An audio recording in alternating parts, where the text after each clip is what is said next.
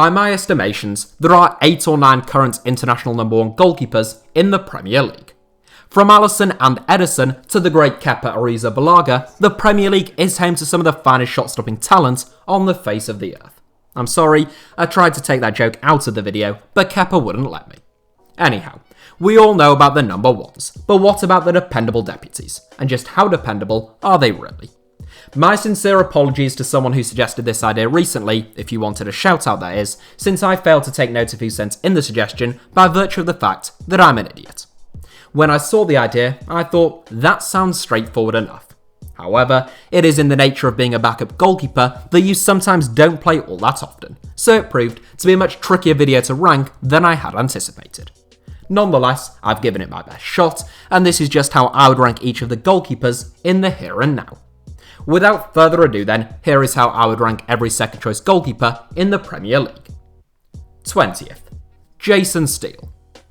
Formerly of Middlesbrough, Blackburn Rovers and Sunderland, Jason Steele joined Brighton and Hove Albion in 2018, and he is yet to play a Premier League game for the club. In fact, across all competitions, in 2 and a bit seasons, Steele has only made 4 appearances for the Seagulls. Steele had a decent record at both Middlesbrough and Blackburn in terms of clean sheets, but I always felt that was largely because he had a settled and very organised backline in front of him. At Sunderland, in League One, he went all-out Poppadom hands, and since that was the last time he played regular first-team football, he takes last place. 19th, Bailey Peacock-FARRELL.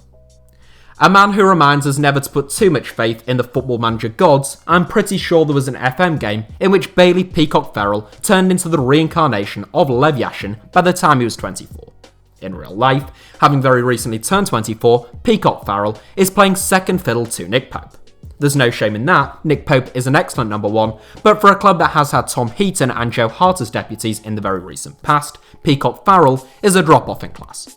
He's still young, but in his season and a half of first-team football at Leeds, he looks suspect at times, and he's yet to register a Premier League appearance for the Clouds. 18th, Michael VERRIPS. Those of you who subscribe to this channel will know that I'm extremely honest with you fine people of YouTube, and I hope that you would expect nothing less. With that being the case, I might as well just come out and tell you that I don't think I've ever seen Michael VERRIPS play. Maybe in a Netherlands youth game, but if I did, I can't remember it. You also know that I researched diligently for all of my videos though, so I have watched multiple compilation videos of him for the purposes of this video. Unfortunately, they're all highlights reels of his best saves, and if I went off them, he'd be Chris Wilder's number 1 ahead of Aaron Ramsdale. Given the level he's played at, his age, and the little footage that I have seen of him, I think it would be disingenuous to put him any higher than 18th, and if his highlights reel are anything to go by, his potential is quite significant. 17th, Jack Butland. This may seem cruel, but as I said, I have to be honest, and Jack Butland has been beyond out of form for a couple of years now. Once so promising, as recently as 2018, some were putting him forward as a candidate to be England number 1. When Stoke City were relegated, Butland was being touted about for £25 million and seemed to be surely too good for the Championship. As it happened, he would be one of the worst keepers in the division for the next 2 seasons, and I say that as someone who would love to see him return to his best at Crystal Palace. As things stand though, I can't put him any higher than 17th. 16th, David Button. A decent Championship goalkeeper, but a Championship goalkeeper nonetheless, David Button comes in marginally ahead of those who are less impressive in English football's second tier, and someone who I have never watched in action before. Button came through the youth ranks at Tottenham, where he was sent out on loan 500,000 times, before signing for Charlton Athletic. He finally settled at Brentford in 2013, where he impressed, before joining West London rivals Fulham. He spent the last 2 seasons as a backup at Brighton, he's now backup at West Brom, and presumably in a couple of years' time, he'll be a backup at Crystal Palace, Watford or Bournemouth. 15th, RUNAR Alex RUNARSSON. Similar to Michael VERRIPS, whilst I have seen RUNAR Alex RUNARSSON play, I have only done so on a couple of occasions. I don't believe that is sufficient grounds upon which to rank a player, but I seem to have given myself the unfortunate task of having to do just that. RUNARSSON is 25 years old, he joined Arsenal from Dijon, and he has won 6 caps for Iceland. To be honest, if Bernd Leno were to get injured this season, I think Arsenal would be in a bit of bother. But then I've already admitted to only having watched RUNARSSON a couple of times, so I could well be wrong. 14th, Kiko Casilla. It doesn't speak particularly well of Premier League backups that Kiko Casilla is 14th in this list, since he isn't very good and he's a racist. The fact that he's a racist isn't particularly relevant to his ability, but it's worth reminding everyone, and it's also worth noting that as much as I admire Marcelo Bielsa as a remarkable coach, I did lose a touch of respect for him when he captained Casilla after the Spaniard racially abused Jonathan Lecco. Despite having spent a number of years at Real Madrid, Casilla never convinced me at Ellen Road, and even at the age of 20, Ilham Melier looks like a far safer pair of hands. 13th. Marek RODAK. Fulham's longest-serving player, Marek RODAK, arrived at Craven Cottage in 2013, and since then, he has been sent out on loan 5 times.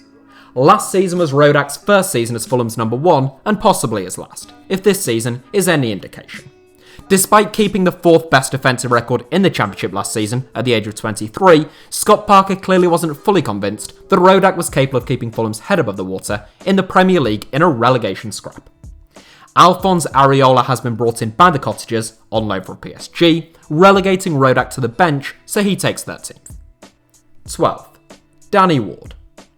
Among the most expensive backup goalkeepers in the Premier League, and therefore one suspects in the world, Danny Ward set Leicester City back £12.5 million. That might not seem like much in the modern game, but as transfer fees continue to spiral, second-choice goalkeepers still tend to be brought in on the cheap. Unless you're Chelsea, in which case they cost more than Zinedine Zidane. Anyhow, Danny Ward joined the Foxes from Liverpool, primarily one presumes, off the back of a decent season on loan at Huddersfield a couple of years earlier.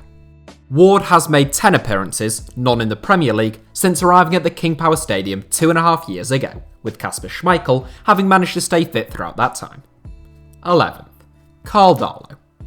Currently Newcastle United's number 1, due to an injury to Martin Dubravka, KARL DARLOW has said that he is not ready to go back to sitting on the bench once Dubravka returns. That's a great attitude, and you would expect nothing less, but I suspect he most likely will go back to sitting on the bench when Dubravka does return. Darlow is a decent goalkeeper who positions himself well and is comfortable with the ball at his feet, but Dubravka has been excellent since arriving in the northeast, so I find it difficult to envisage the former Forest man keeping him out of Steve Bruce's starting 11 long term. 10th. Fraser Forster. Slap bang in the middle of this list is our tallest inclusion, Fraser Forster, who is the same height as The Undertaker, LeBron James, and Stephen Merchant. He is better in goal than all 3, I suspect, along with 10 other Premier League goalkeepers, hence why I've put him in 10th. Forster has had a bit of an odd career. Shunned at Newcastle, brilliant at Celtic, so good at Southampton that he was talked about as England's number 1, and then he just sort of fell off a cliff a bit. He returned to Celtic on loan last season, where he put in some great performances once again, but he certainly had some shaky displays on the south coast. Perhaps Forster needs to return to Glasgow for good, since Celtic are shipping more goals this season than last, and there's no chance he's dislodging Alex McCarthy at St Mary's anytime soon. 9th. John Ruddy.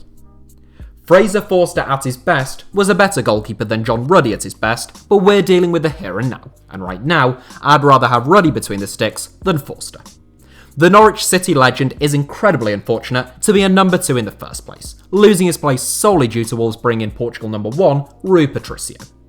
Ruddy made the Championship Team of the Year as Wolves won the title back in 2018. He's an excellent Championship goalkeeper, a capable bottom-half Premier League goalkeeper, and he's my choice in 9th. 8th. ADRIAN. When he's on it, ADRIAN probably takes 2nd place in this list. When he's off it, possibly 18th or 19th. That is the trouble with ADRIAN, and inconsistency is one of those attributes that's rather inconvenient when it comes to goalkeepers. He actually did a decent job stepping in for Alisson last season, for the most part, but a couple of high-profile errors against Atletico Madrid exposed the flaws to his game and his ability to drop a clanger at the most inopportune of times. I like him, and I bet he's a really nice guy, but if I was a centre-back playing in front of him, I'd always be worried that he was going to have one of those days. 7th. Joe Hart. The most difficult goalkeeper to rank in this entire video, Joe Hart has had a bizarre career. By the age of 28, he had already won the Premier League Golden Glove 4 times, a tally which puts him level with Petr Cech on the all-time Golden Glove count. Since the age of 23, he was England's undisputed number 1, and it could be pondered whether he might threaten Peter Shilton's all-time England caps record. And then, along came Pep Guardiola, wanting all of his players to be able to play football. He kicked Hart to the curb, and the Englishman has never really recovered. Stints at Torino, West Ham and Burnley have all ended in disaster, and Hart now finds himself narrowly behind the pie-eating Sutton United keeper in the England pecking order. He's done a decent job for Spurs in the Cup so far this season, and at 23, he shouldn't be finished yet. So, with an optimistic hat on, which hopes that Hart can regain some confidence before hanging up his gloves, he slots into 7th. 6th. Darren Randolph. Call me crazy since I know this won't be a popular choice, but I think Darren Randolph is a very decent deputy. Again, obviously, peak Joe Hart was on a different planet to peak Darren Randolph, but that is not what is up for debate. West Ham sold Randolph in 2017, he spent the next 2.5 seasons as, for my money, the best keeper in the Championship before the Hammers decided that they wanted him back. Naturally, Randolph serves as second in command to the excellent Lucas Fabianski, but there's certainly no shame in that. 5th. Willy Caballero. There were a couple of clubs where one could debate between the first, second and third choice goalkeepers, not least at Chelsea, where it seems laughable to call a £72 million signing a number 3. Nonetheless, my decision was based upon who starts and who is benched when everyone is fit.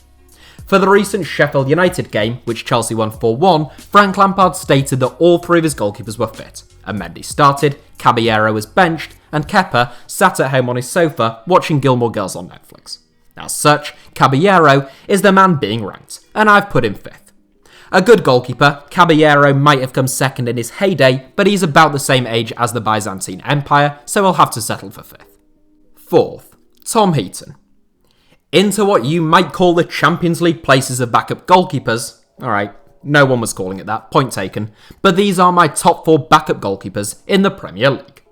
In 4th place, I've plumped for Tom Heaton, who has been brilliant for about 9 years. An absolute titan between the sticks for Burnley. If it wasn't for Nick Pope's emergence, he'd probably be close to 300 appearances for the Clarets. Due to Pope's emergence though, Heaton signed for Aston Villa, where he suffered an awful knee injury almost 10 months ago.